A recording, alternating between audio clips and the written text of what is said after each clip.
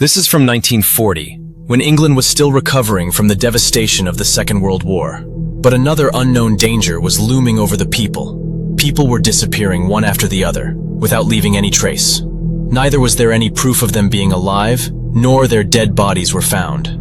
So who were these missing people? Was there some dark secret hidden behind the story of their disappearance? And how terrifying was this secret? Today on Creepypasta, I am going to tell you the story of a cunning and brutal murderer who left a deep and indelible mark in the criminal history of England with his crimes.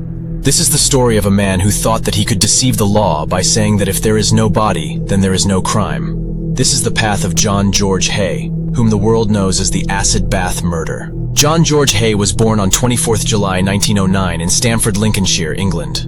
His parents, John Robert Haigh and Imlay, were members of a sect called Plymouth Brethren. This sect believed that even the smallest sin can take you to hell, and only faith in God can free you from your sins. This strict religious environment had a deep impact on his childhood. His childhood was spent in restrictions and a kind of suffocation, where he was strictly forbidden to even meet other children. Some people believe that this unfulfilling childhood created a strange mentality in him, and some people say that he was like this since childhood, and that is why he became like this. Because in such a religious environment, there were many other children who went ahead and got good posts safely. He was smart in studies, so smart that he got a scholarship from Queen Elizabeth Grammar School. Wake, but his intentions were not clean from the beginning. From a young age, cases of theft and fraud started getting associated with him. He did an apprenticeship in motor engineering. Then he also worked in insurance and advertising, but his mind did not settle anywhere. He wanted fame, money, and a luxurious life for which he was ready to pay any price. In 1930, married 23-year-old Beatrice Hamer, whom people also called Betty, but this marriage broke soon. In the same year, Haigh was jailed for the first time for the crime of fraud. When he was in jail, Betty gave birth to a baby girl, whom he gave for adoption. After this, she left Haigh forever. Many people even say that after this incident, Haigh's own family also abandoned him. While in jail, Haigh read about corpus delicti in the law book. This is a Latin term which means body of the crime. Basically, he thought that if the victim's body is not found, the murder cannot be proved. From here, a dangerous and disgusting way to carry out his atrocities started developing in his mind. He also experimented by melting rats with sulfuric acid in the jail. So before we know what Haigh did, let me tell you about the story which starts from 18 February, 1949. A rich and elderly woman, 69-year-old Olive Durand Deacon, staying at the Onslow Court Hotel, located in South Kensington area of London, suddenly disappears. Olive was a lively and social woman, and her disappearance was a matter of surprise for everyone. When there was no news of Olive for 2 days, her worried friend Constance Lane, and another person who lived in Onslow Court Hotel and pretended to be Olive's good friend, who is none other than John George Haigh, went to the police and filed a missing report. That means that Constance Lane was missing is correct. But imagine that the murderer John Haigh himself was filing a missing report of the victim. So after this report, the investigation started and the police questioned the hotel staff and Olive's acquaintances. Soon the police's suspicions started deepening on John George Haigh. He was a charming person, but there was something strange in his words and behavior.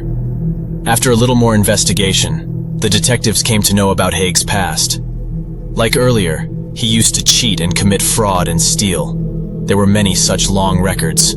He also duped people by posing as a fake solicitor named Williams Adamson. The police immediately decided to search the workshop in Haigh. What they found there changed the direction of the case. There they found a dry cleaning receipt, which belonged to Olive Durand Deacon's expensive Persian lamp coat. This was the same coat that Olive was wearing on the day of her disappearance.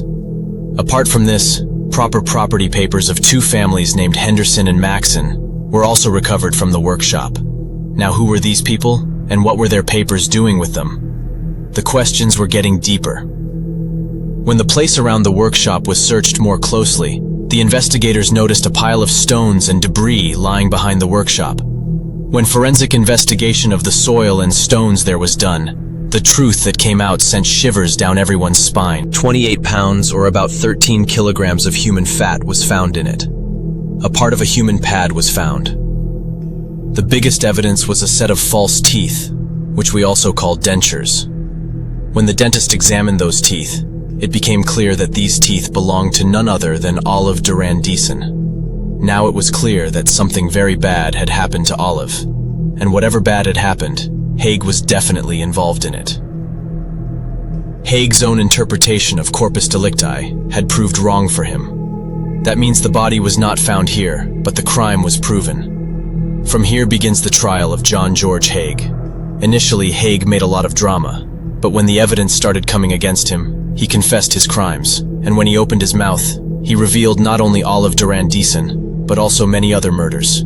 He claimed that he had killed a total of 9 people. However, the police could find evidence of only 6 murders. So how did this series of murders begin? Let me take you to the year 1943, when Haigh was released from jail.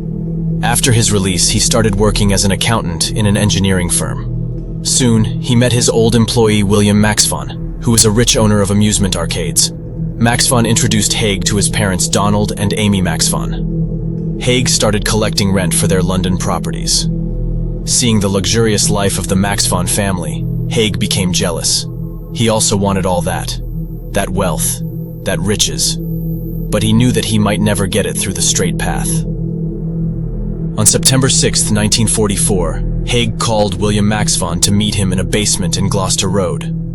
From there, he hit Maxvon on the head with a heavy lead pipe, killing him. He then put Maxvon's body into a 180-liter drum and filled it with concentrated sulfuric acid. Within 2 days, Maxvon's body had almost completely decomposed, and Haigh poured the acid into a manhole in the basement. When Maxvon's parents saw that their son was nowhere to be found, they became very worried, and they asked Haigh about this. And what did Haigh say?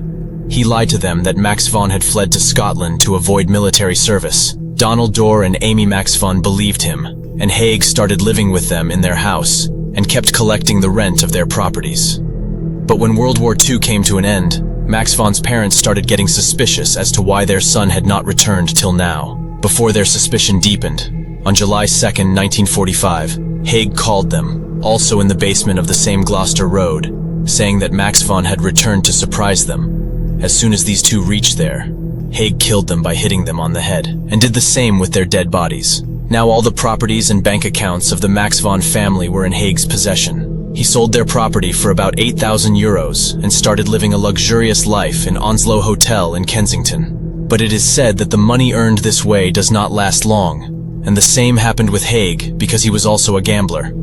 By 1947, he had lost all the money looted from the Maxvon family in gambling. In such a situation, he needed more money. Then he met Dr. Archibald Henderson and his wife Rose Henderson. Archibald was a doctor, and Rose was also very rich. Haigh decided to make them his next victim. Anderson was trying to sell a house at that time, and Haigh got acquainted with him on the pretext of showing interest in buying the house.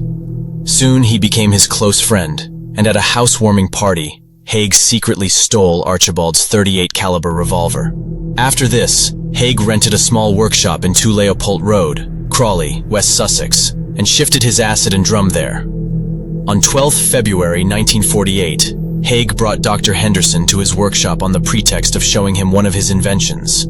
As soon as they reached there, he killed Archibald with his own stolen gun. Then he brought Rose Henderson to the workshop too, saying that Archibald's health had suddenly deteriorated. As soon as Rose reached there, he killed her too. Then what did he do with the bodies of both of them? Putting them in the same drum and putting them in acid. Now friends, there was no manhole in this workshop, so Haigh poured the acid on the pile of stones in the backyard of the workshop. Then he prepared fake documents and sold all the property of the Henderson family, including car and their dog, for more than 8,000 rupees. And then came their final victim. That is Olive Durand Deason. As I told you earlier, Olive also lived in Onslow Court Hotel. He was also there. That is, he had heard Olive talking to her friends about the business idea of artificial fingernails. Introducing himself as an inventor, he calls Olive to his workshop in Leopard Road.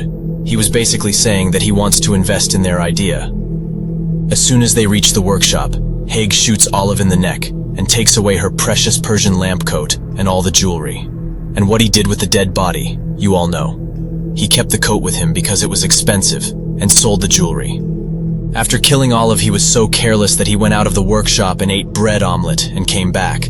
That means by this point he had become so confident and careless that he killed a person. Before disposing of his body, he went out and ate food, which he always did, but he did not know that this crime would be the reason for his end. So during the trial, he confessed his crime. He also tried his best to prove himself insane. His lawyers filed an insanity plea so that he could escape the death penalty and go to a mental hospital. To prove this, Haigh also claimed in the court that he used to drink the blood of his victims. After this sensational claim, the newspapers also named him a vampire killer. But the court understood his pretense. Forensic Dr. Henry also testified that he was not a madman, but a cunning and calculated killer who killed only for money. His only concern was money and luxurious life. He killed all the people in his senses. He did it after careful planning.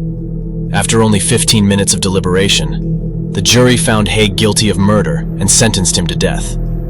On 10 August 1949, John George Haigh was hanged. His thinking that where there is no body, there is no crime proved to be his biggest mistake. That is, a person who looked completely normal, was educated, and seemed friendly, turned out to be such a big beast. His victims also fell for his words because they believed him. How could such a good-looking and intelligent man do this? He made friends easily, and people liked him too. He was seen in the show that you can see here. Even his parents and his ex-girlfriend had no idea about his dark side. He was not a mad person. He did all this just for some money and material things. The acid bath murder case is an example for every person who thinks that he can escape by finding a loop in the judicial system. This case asks us, what is the limit of human evil? And the bigger question is, whether there is any such limit? So friends, this was the story of John George Haigh, which people also call the acid bath murder. In the next episode, we will meet with another such heart-wrenching story. Till then, please like and share this video, and yes, please subscribe.